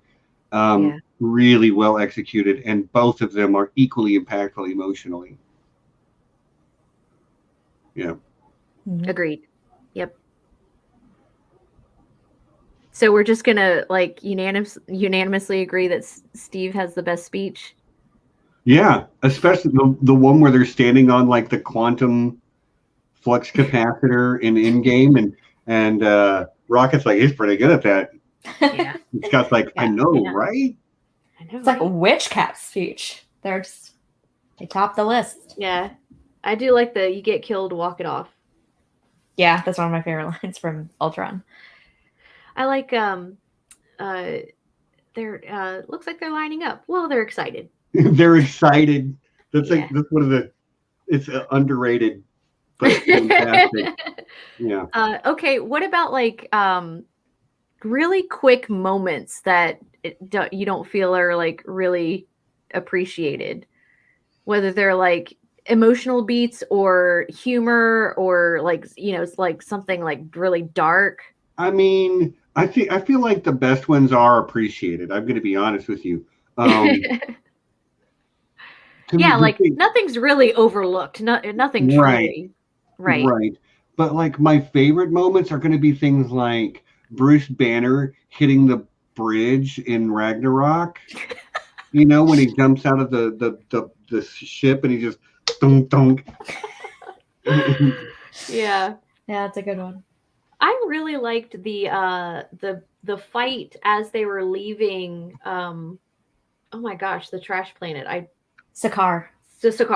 As they were leaving, as they're heading towards the Devil's Anus, the air fight with the spaceships. I really liked that. I wanted to see more of that, especially like Valkyrie just kind of like jumping from ship to ship. It's like, yes, please. Yeah, speaking of Valkyrie, like the ones I think maybe, I don't even know if it's underappreciated. Maybe I just haven't heard people talk about it a lot. But that sort of flashback scene to Hela's conquest and someone sacrificing themselves for Valkyrie. Mm-hmm. God, that imagery in that shot is just... Yeah, that you have to like kind of focus on what you're seeing. There's a lot of detail it's got a in dreamlike it. Quality to it. Yeah. Yeah. Mm-hmm. Oh gosh, someone just said something and it reminded me of something else. I'm gonna go. Giant Hello Kitty Pez dispenser. Oh yeah, that everything in Ant-Man with like the size increase and decrease. the fact that they fit an entire lab in a suitcase, and then the car chase where they shrink down and they look like a Hot Wheels just driving down the street of San Francisco. The Thomas the Train Engine fight. Yeah. That's not what it's called. Thomas the Tank Engine. That's the one with the Thomas the Train. Yeah. I'm not drunk, I swear. Not yet. Not yet. Sunday night, baby.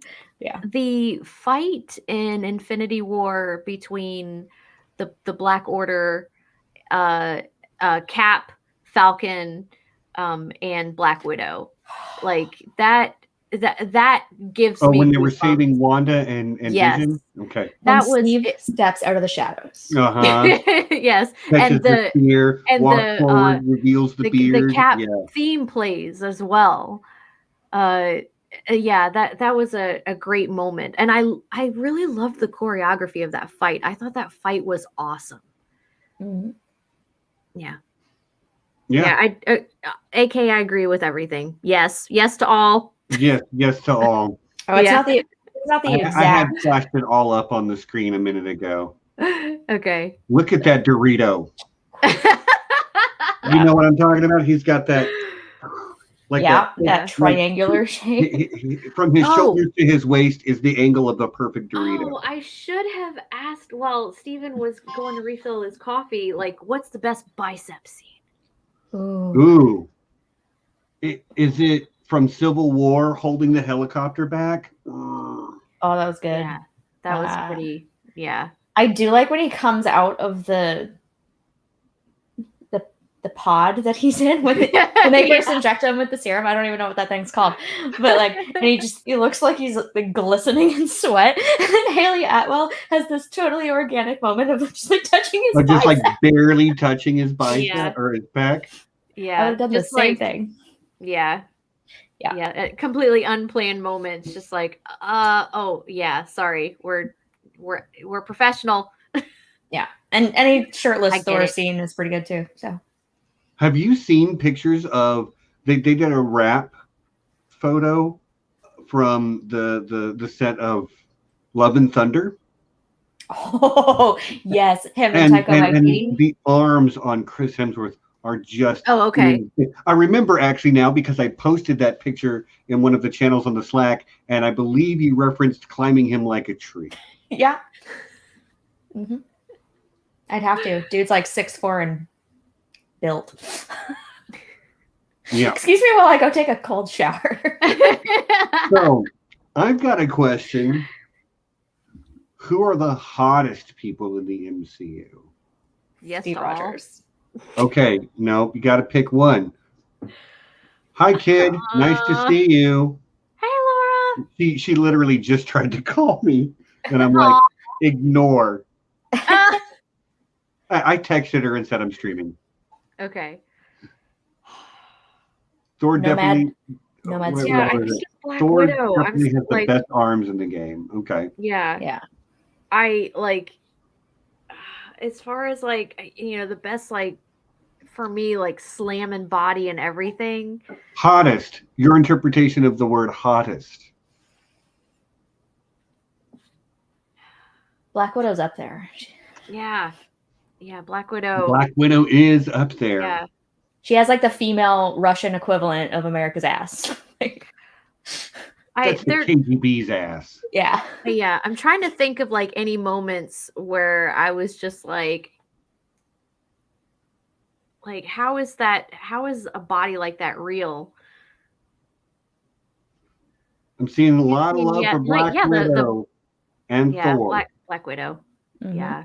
Black Widow's way up there. I mean, kill me, but I got a special place in my heart for Wanda. Mm-hmm. Yeah. She's just Elizabeth Olsen is a good-looking woman. Yeah, she's gorgeous. Mm-hmm. Yeah, no complaints there. I'm not really the biggest fan of oh God, Chris Hemsworth. No. Evans. No. Pratt. Pratt. Yes. Okay.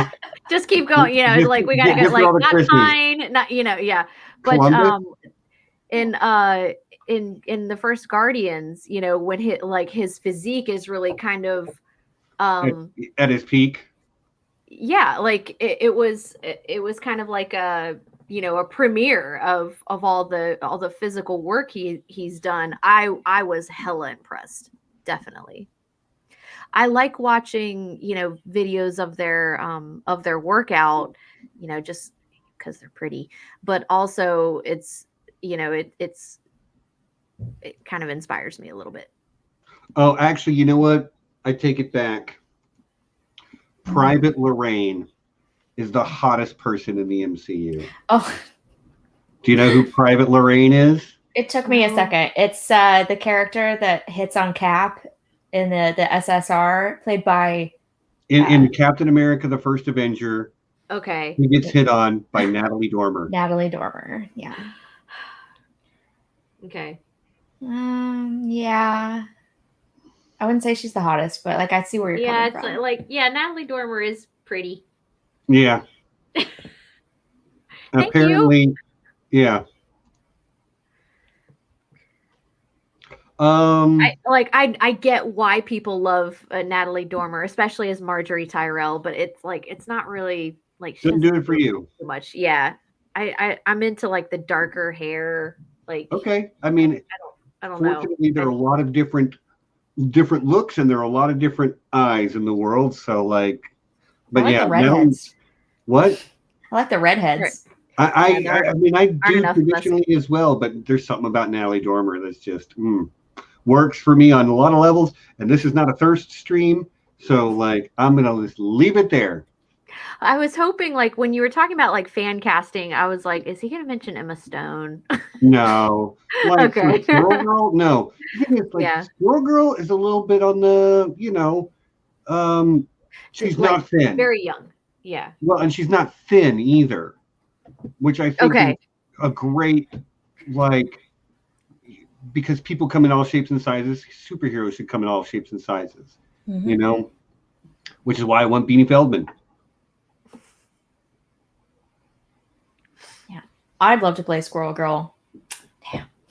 If only I could act. Yeah, if only. If only. Well, We'll practice God with dang, it's almost 8:00 already. Chat, guests, anything that we want to make sure we talk about? Yeah. Chat. Any questions? I guess.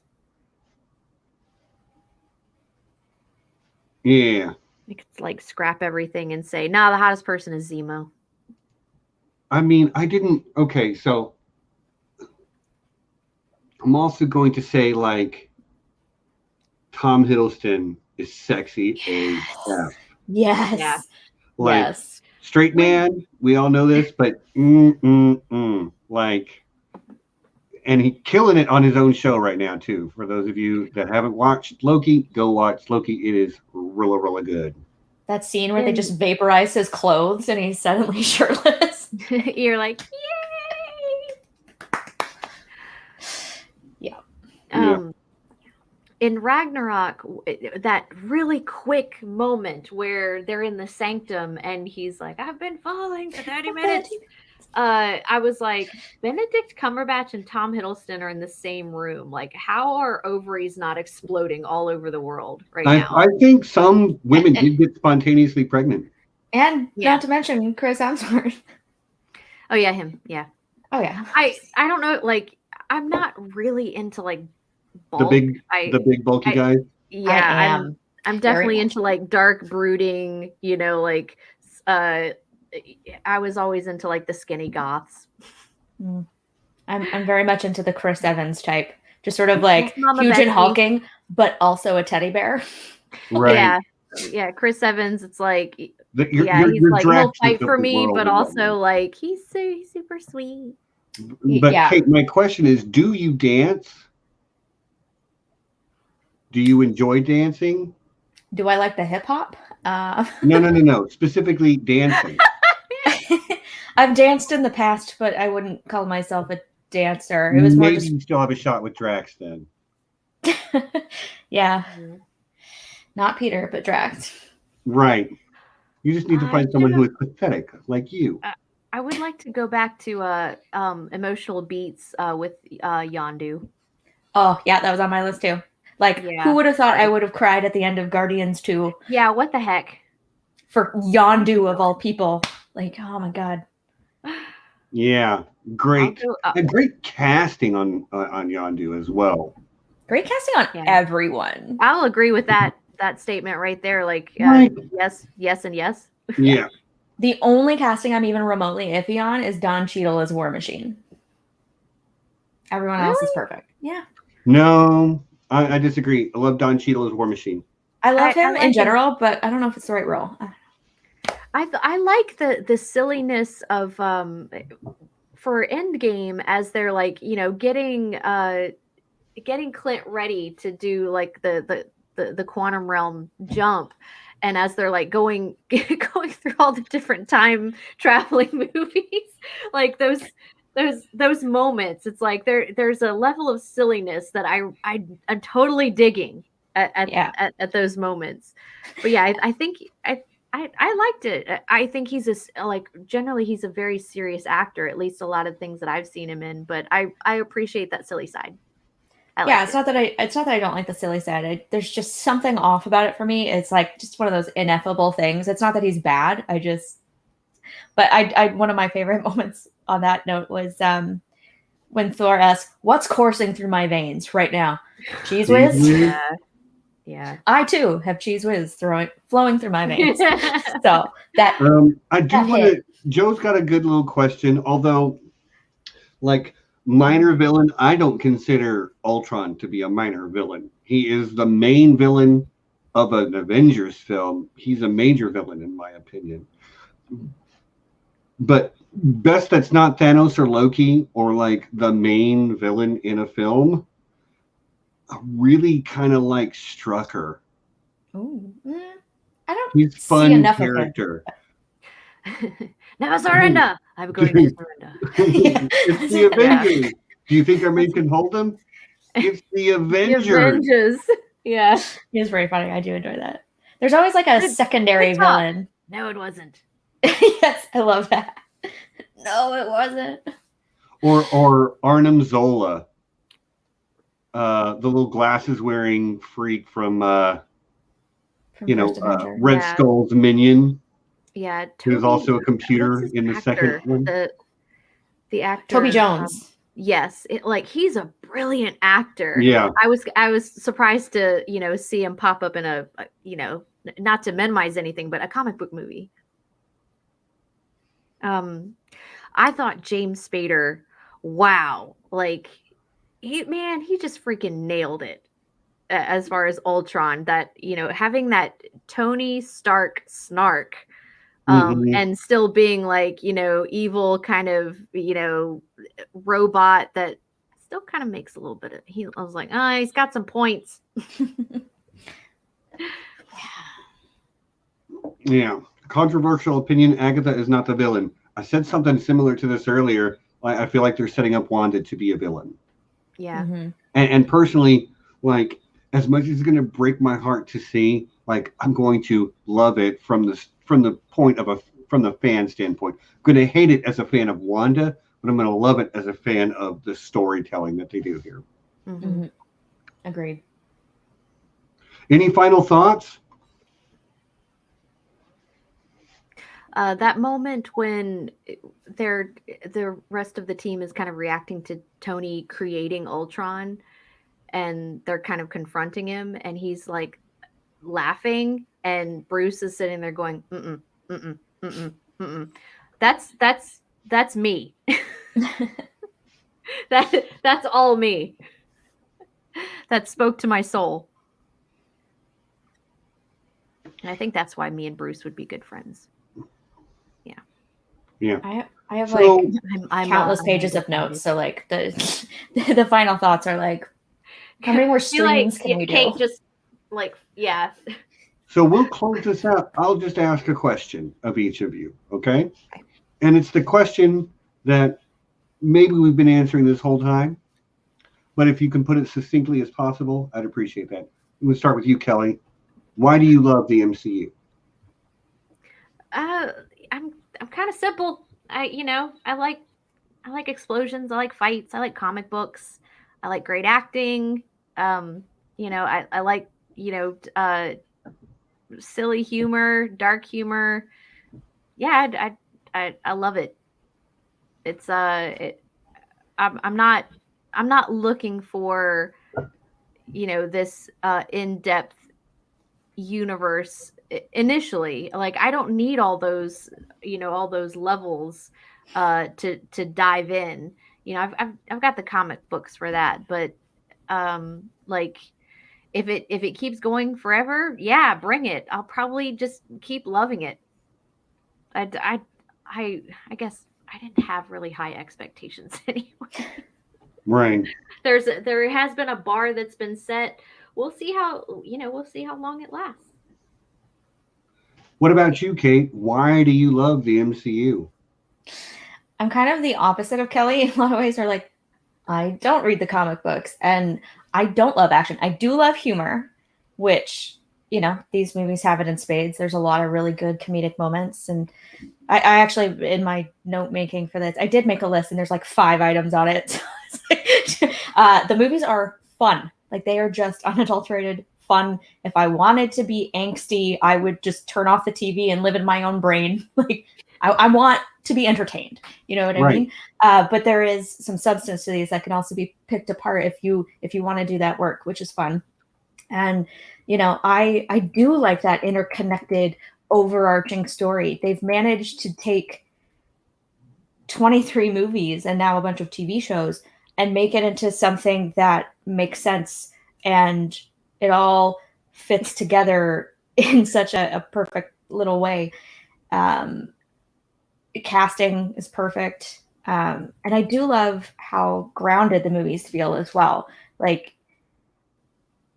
it does kind of feel like you're living in the world alongside superheroes, and they're showing you this entirely like new side of the world that, something like Batman or Superman, especially the later iterations of them, those worlds feel like very exaggerated versions of our own, but this feels like our Washington, D.C. and our New York and our London, as opposed to some fictional place. It's fun to have a fictional place as well. I'm not saying like one's better than the other, but I love kind of contending with that idea of like, what if New York was under threat of an alien invasion? And what if we did have super soldier serum? Like, it feels like it exists alongside us instead of, outside of us, this world populated by, demigods. And, it's just, it's relatable. The characters are fun.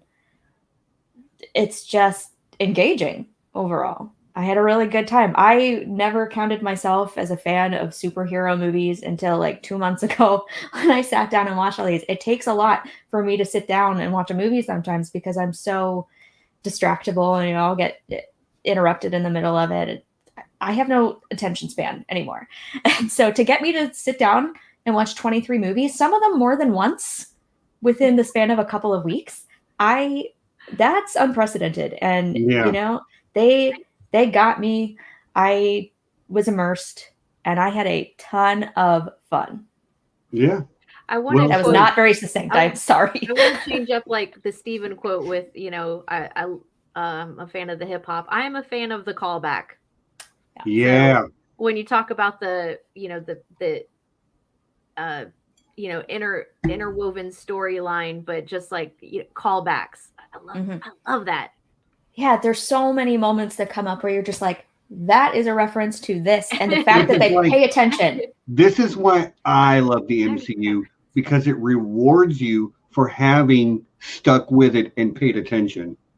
Like, the further into the story you go, the more you understand how a decision this character made 4 movies ago is influencing a decision that this character is making now, but is only tangentially related to. But you understand how Steve Rogers goes through things, Tony Stark goes through things, Thor Odinson goes through things, Bruce Banner goes through things, and they each inform the other characters around them, and as you say, the callback. I'm a sucker for the callback as well. Like, if you have a sense of your own time scale, your own history, which is probably why I loved How I Met Your Mother, the way they wrote that show, where it kind of was aware of its own timeline the entire time. I love that. I'm a sucker for it. It lets you really dig into the characters and watch them evolve over the course of years. Yeah. And that's why I loved it, because it basically did what only long, like multiple seasons of television can do as far as character development goes. Mm-hmm. It's easy to write a good focused trilogy about one character. It is not easy to tell an interconnected narrative where all of these characters get more or less like equal time and fluctuating amounts of time and have it work. And they nailed it. There's always weighted effects that they have on each other as well. Mm-hmm. Yeah. Yeah. Well, I think that's it for me. That's why I love the MCU, is that long format storytelling that rewards you for keeping up and paying attention. Mm-hmm. Same. Yeah. So I guess we'll move to the end. Kelly, Kate, thank you so much for joining me for this. This was a blast. Thanks for having me on. Yeah. Thanks for taking my idea and running with it. Yeah. Well, it was a good last idea. week it was just like, okay, let me make a note of this. I'm on a stream. Here we go. Sorry. I don't know where that yawn came from. I finally got bored. We ran out of. I want to thank you both so much for coming in and talking with me about this.